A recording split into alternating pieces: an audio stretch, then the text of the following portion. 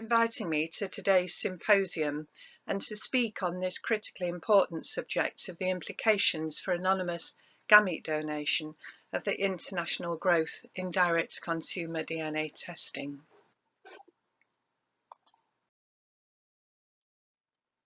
Until recently, discussions about whether donors should be anonymous typically focused on whether non-disclosure was more harmful than being open, and whether the use of non-anonymous donors inevitably reduced supply and hence led to fewer people becoming parents. Now, although the figures from countries that have lifted anonymity suggest that it does not reduce supply of donors, the question of any harms of non-disclosure are more difficult to evidence without large-scale studies, and sadly there are none. However, smaller scale studies, of which there are now quite a number, and analysis of the grey literature suggests that those who become aware of their origins later than in infancy can fare badly, especially where family relationships have been adversely affected by the secrecy, or where they learn in adverse circumstances of their origins. But there then started to be a shift away from only looking at the risk of emotional or psychological harm, and instead to consider arguments about whether all human beings, including donor-conceived people of course, have a human right to know their origins, and this is supported by the UN Convention on the Rights of the Child. Now, even though an increasing number of countries have legislated to mandate the use of identity release donors only, many have not. But regardless of that, what has also been happening is that growing numbers of donor-conceived adults, recipient parents and donors had started searching for each other, sometimes out of curiosity, perhaps for identity completion, maybe for medical reasons, and so on. And when access to such information is blocked, then it's becoming clear that feelings of anger and frustration grow, and the voices of those directly affected, especially donor-conceived people, has become louder, as you will hear later. So 5 years ago, I got together a group of colleagues from different parts of the world, from academia, professional practice and DC activism, to map the emerging models through which donor-conceived people were being enabled to access information about their origins. And this is what we found. Most jurisdictions that have banned donor anonymity had in fact established information release mechanisms, but there is no standard model for this. Some donor banks and individual clinics have started providing information release services, and more rarely intermediary services. This is where people are helped in making contact with each other and supported through that process. There was a range of voluntary services that we found, including registers such as the donor sibling register, and many of these were run primarily by parents. And there are growing numbers of internet-based forums and support groups for DC individuals, donors and parents, some for all three groups, some for particular groups, unique groups within that, but we were not able to find any that were just for donors. But you'll spot what's missing. In such a short time, commercial DNA testing has probably become the main route through which connections were made.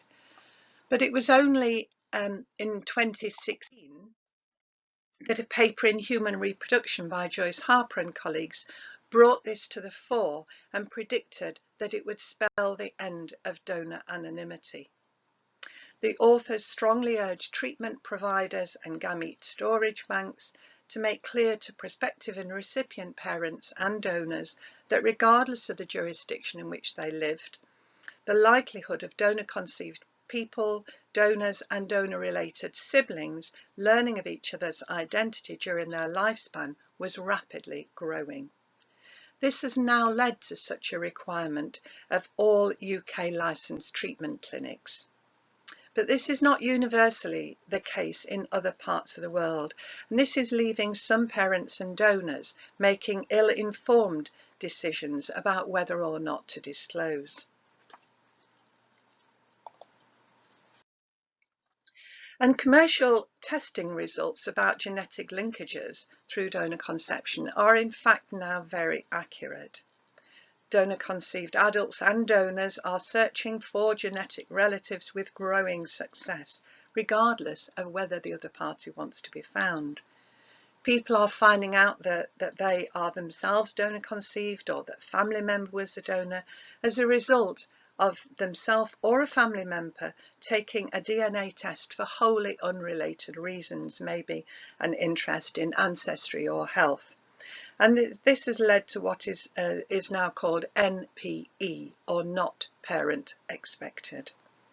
And all of this without the individual themselves therefore needing to have deposited their own DNA prior to being identified. And Debbie Kennett, one of the authors on the Harper 2016 paper, says that we should now be calling DNA donors, not anonymous.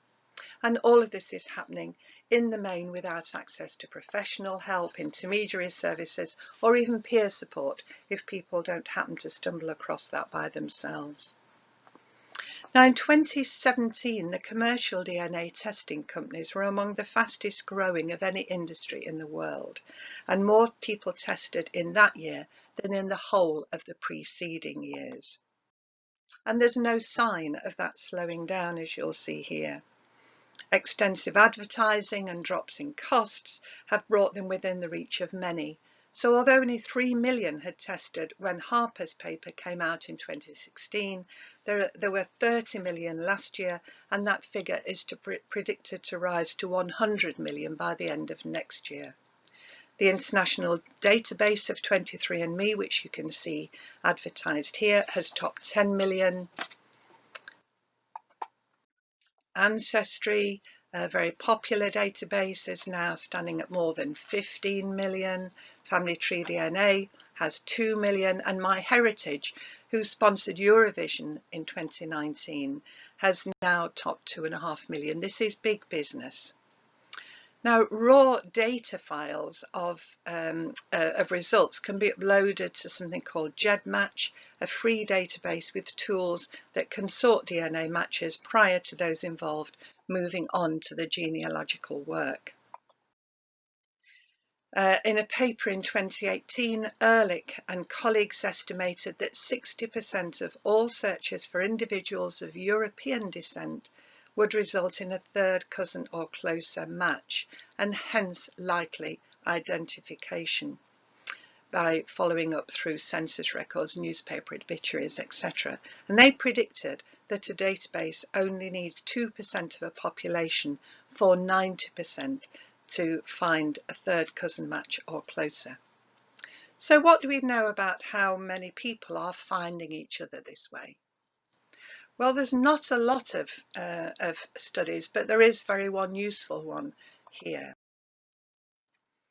A recent survey that was conducted by the We Are Donor Conceived Facebook group had 312 respondents, and you can see their profile here, and they were mainly from North America. But what did it find? It found that just over a third had discovered that they were donor conceived as a result of taking a commercial DNA test. It also found that just over half had gone on to identify their donor, and almost 3/4 had identified donor-related siblings through DNA testing.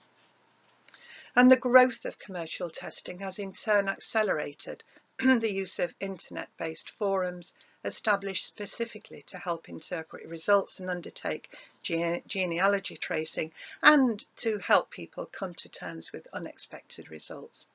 One of the largest is called DNA Detectives, with a membership of 100,000, though mainly adopted people, and it has an offshoot called DNA for the Donor Conceived Detectives. What about donors? Well, the first study that I'm aware of that has talked to sperm donors specifically about DNA testing came out this year. 118 responses to an anonymous online questionnaire, and again US based. 40% of them had done direct consumer DNA test already, higher than the average in the population. 80%, 8 in 10 of them, said recent reports of donors being found through DNA tests would not deter them from donating again. Over 2/3 said they wouldn't mind if they were found, and just over 1/3 had anyway not believed that their identity was really anonymous. The use of genealogy to follow up on DNA testing has led to many requests for help being received by the International Society of Genetic Genealogists, and has led to them setting up dedicated wiki pages, as you will see here. And a colleague and I were approached by them to produce guides on what to think about ahead of searching and ahead of making contact. And we produce those both for donor-conceived people, as you can see here, and for donors. And they tell us that they've been downloaded many times. Now, there are some people who have argued that the commercial companies should be closed down. I don't really see how that can be done, but it's an argument we need to listen to. In an opinion piece for Human Reproduction in 2019 and a subsequent commentary in BioNews, the bioethicist Guido Pennings argued that donor-conceived people are being disrespectful to donors if they try to trace their genetic relatives on the donor side. He also said that the lack of counselling support for search and contact services suggests that it's better to keep secret. As you might imagine, it generated quite a response. One of the comments to Penning's piece said this: if the consequences of inadvertent disclosure can be serious, then that's an argument instead for properly informing people before they use these tests, and an argument for saying that anonymity shouldn't be permitted in the first place. And in a follow-up BioNews commentary, Vince Londini, who is a parent of DI children in Canada, concluded that what they were doing there was trying to help people integrate donor conception into their self-concept and to find peace with their genetic context. But we're also saying that more support is needed urgently, as the tidal wave of unanticipated disclosure is only beginning. And he argued that the future for social justice leads towards openness and support, not bans and anonymity. Now, research is, as always, playing catch-up. To my knowledge, apart from the donor study I've just told you about, there are still no studies of the specific experience of donor-conceived people, donors, or their relatives, either using commercial DNA testing to search or being found through such routes. But there's a massive anecdotal material in media reports, blog posts, conference talks, and I have a lot of direct contact with people that are so affected, and these document the complex processes involved. And for me, one of the best personal accounts of this is this book by Dani Shapiro, who found out, I think it was her late 40s or early 50s, and she wrote here, and she's an author, she writes very well, and it's a very gripping account and documents very well the unfolding nature of such disclosure. Now, although there are consistent messages from research and the grey literature that there is little regret among donor-conceived adults from finding their genetic relatives, and that it can in fact bring rewards, it's also increasingly clear that burnout can occur, especially where large numbers are involved. This is emotionally challenging. And large numbers there can be, even in the present day. These are not just a fact of life arising from past donor conception practices. At an ESHRE workshop in February of this year, at which I was speaking, Micah Jansen spoke of the complexity of being part of a group of 71 donor-related siblings and their networks. It's not just the individuals, but it affects all of their networks. And following a recent BBC documentary in which I featured, I was contacted by the mother of 2 donor-conceived young children who had used an informal sperm donor, ironically because she wanted her children to grow up knowing their biological father. Now, despite his promise that he would father no more than 10 families, which is a current UK limit, she had recently learnt that not only had he fathered around 100 children, but that some of these had been conceived through a licensed centre where he had donated and withheld information about his informal donations. But let me turn now to some other examples of the emotional, ethical and social challenges. And there are rewards as well, but we're going to focus on the challenges. In a 2017 paper that I did in Human Fertility, I described the experiences of 3 donor-conceived women in their 50s and 60s, all of whom had been connected as a result of each of their adult children undertaking commercial DNA tests for health-related reasons. None of them had got any idea donor conception was in their families. One discovered that her biological father was Jewish and she had been raised in a non-Jewish family. The other 2 were Jewish. All 3 learnt not only the identity of their biological father, but that of 15 donor-related siblings. That number now stands at 42, following further discoveries through commercial testing. All of these women and their family and friends have had to manage the continually unfolding impact of this new knowledge. And here, instead of parents considering whether to tell their children that they were donor conceived, the question was turned on its head, leaving the disclosure decision with the adult children instead, knowing that this would come not only as a shock to their parent, but would also uncover a secret held by their grandparents, with all the ensuing emotional and relationship repercussions. Let's look at some more.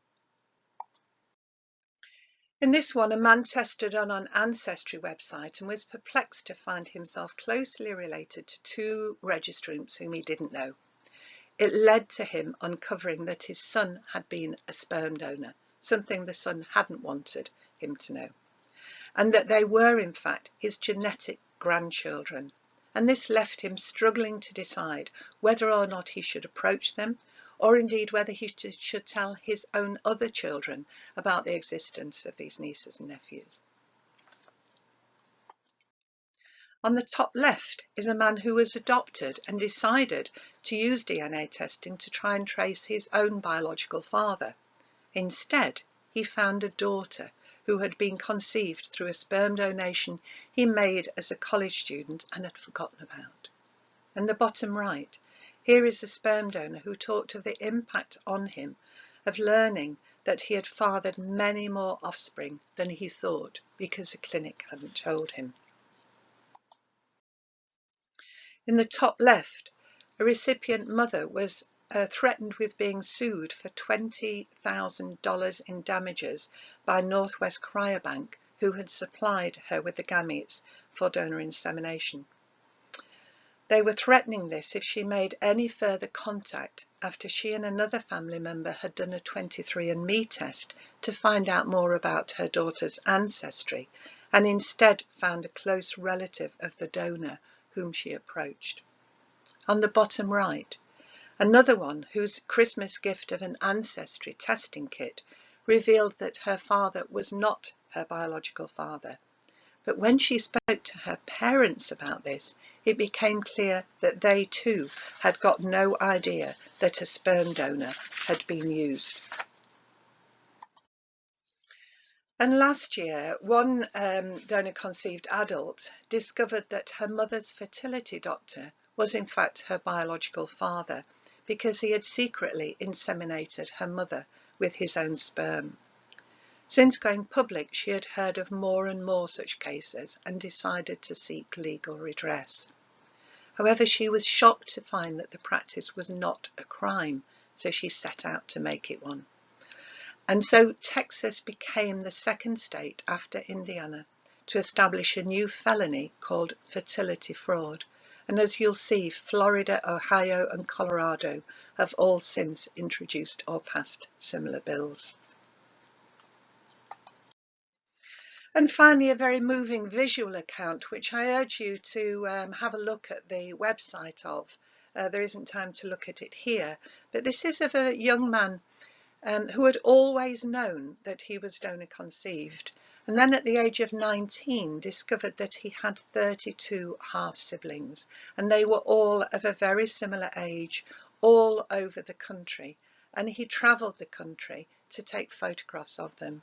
And have a look at what he says, that these people were all versions of me, but they were also strangers who might as well have been picked out of a hat. Now, by and large, fertility treatment providers, donor banks, commercial DNA companies or legal jurisdictions do not see provision of later life support as their responsibility. And this leaves us with a moral question as to who should pick up the bill for these later life consequences. So let me recap on what the implications for donor conceived people, donors and their families are.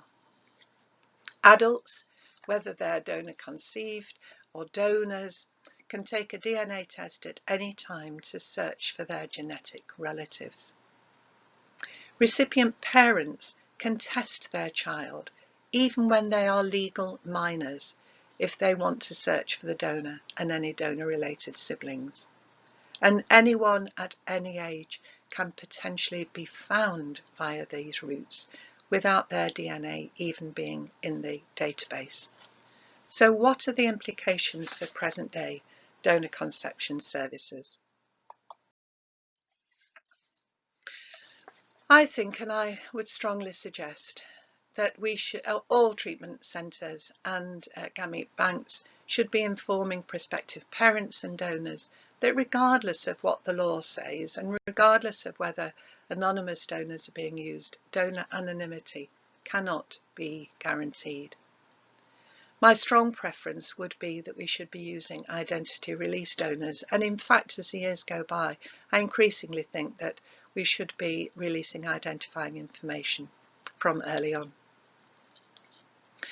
And there is now a growing debate happening within counselling about whether we should be using what is called psychoeducational preparation approaches in implications counselling work with people who are considering either using or donating gametes. And there are some papers here that I suggest that you might read, including this one that I authored with Ken Daniels recently. Because unlike in therapeutic counselling, what we are arguing is that the primary focus here should be on the needs of the family to be and the lifespan implications for both the adults in the here and now in the room with you and the offspring and others who are affected further down the line. And these sort of approaches, you can read more about them in the papers, appear to increase the likelihood of addressing any underlying feelings of ambivalence about using donor conception, denial about its significance, feelings of shame, feeling threatened, and they offer more possibility of being able to bring the donor out of the shadows and make them into a real person who will have an impact and an influence in the life of the family and the person who's going to be conceived. And it can also carry the potential to normalise the need to learn and develop strategies for openness. There are unique features of parenting a donor-conceived child, as well as all the ones that are common to anyone being a parent. And one of those unique features is managing the donor conception side of it. And interestingly, there are some recent studies with egg and sperm donors, not yet published, but I've had the chance to have a look at the findings, that are suggesting that for many donors, their primary motivation is to help childless people, i.e. an adult-to-adult transaction. And that may be reinforced by what is said to them in the clinics and in advertising.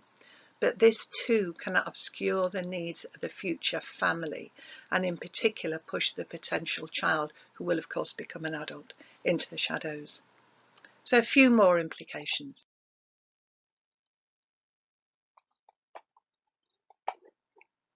Keep low the number of children conceived and the families formed. I think the UK limit of 10 families is too high, and we really have to try and avoid burnout for people in the future.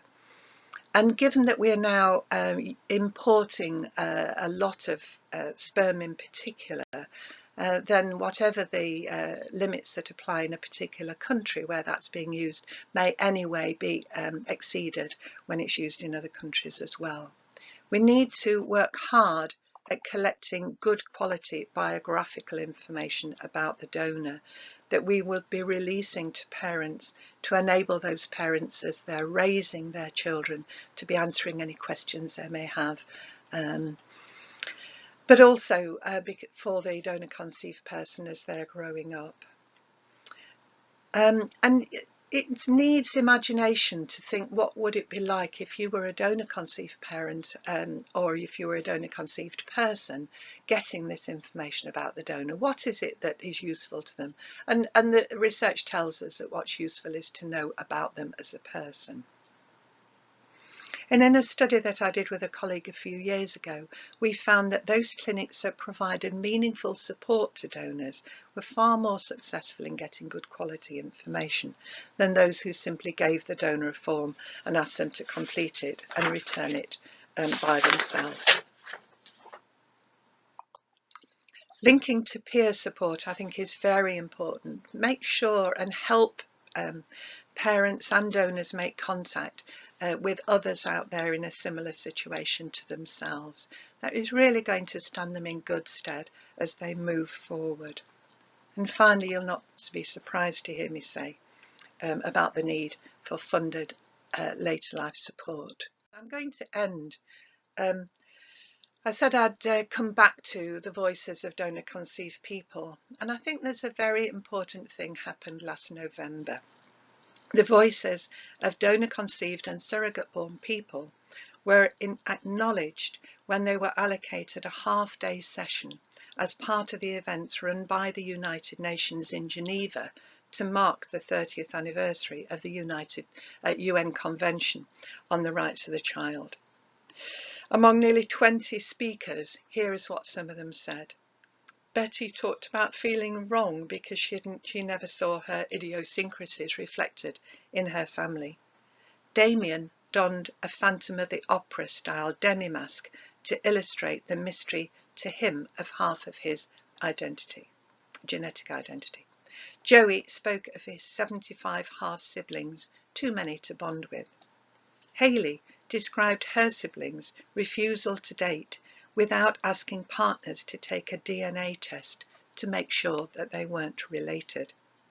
And Joanna spoke of the story of her friend Narelle, another donor-conceived person, who died after learning too late about her genetic predisposition to bowel cancer. They concluded, "We are the products of this industry and we have not been heard. We are now grown and our voices are stronger. We know what is in our best interests and what is not, and we hope you are listening." They received a standing ovation, and they made recommendations for national and international measures. And here are some of them for you to read on the slide.